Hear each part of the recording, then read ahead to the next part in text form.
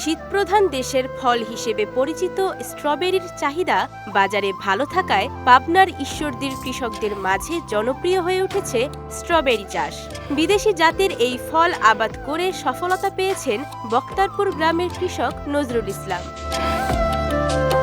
প্রথমে শখের বশে স্ট্রবেরি চাষ শুরু করেন নজরুল।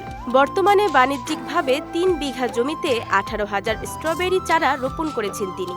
এ থেকে বছরে প্রায় ১০ লাখ টাকা আয় করছেন এই কৃষক। প্রায় ১০ বছর যাবৎ এই জমিতে বা অন্যান্য জায়গাতে স্ট্রবেরি সফলতার সাথে চাষ করে আসছে ইনশাল্লাহ। এবছর মাশাআল্লাহ ভালো হয়েছে, ফল ধরতে শুরু করছে। এদের মধ্যে মোটামুটি ১-২ মণ করে ফল প্রতিদিন হারভেস্টিং হচ্ছে। এখানে উৎপাদিত স্ট্রবেরি রাজবাড়ী, খুলনা, বরিশাল সহ দেশের বিভিন্ন অঞ্চলে সরবরাহ করা হয়।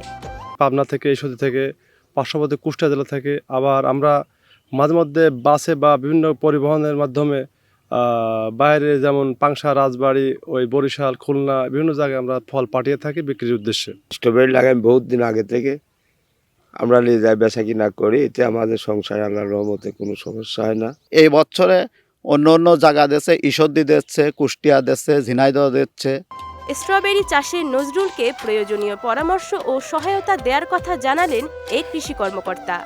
ইতিমধ্যেই সে ঈশ্বরদী সহ পাবনার বিভিন্ন এলাকায় স্ট্রবেরি নজরুল হিসেবে পরিচিতি লাভ করেছে।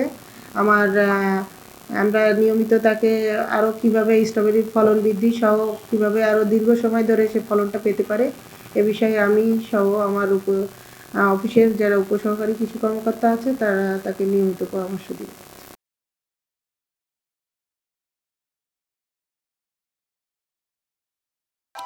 নজরুলের সাফল্য দেখে গ্রামের অন্য কৃষকরাও স্ট্রবেরি চাষে আগ্রহী হয়ে উঠবেন, এমনটাই প্রত্যাশা কৃষি সংশ্লিষ্টদের।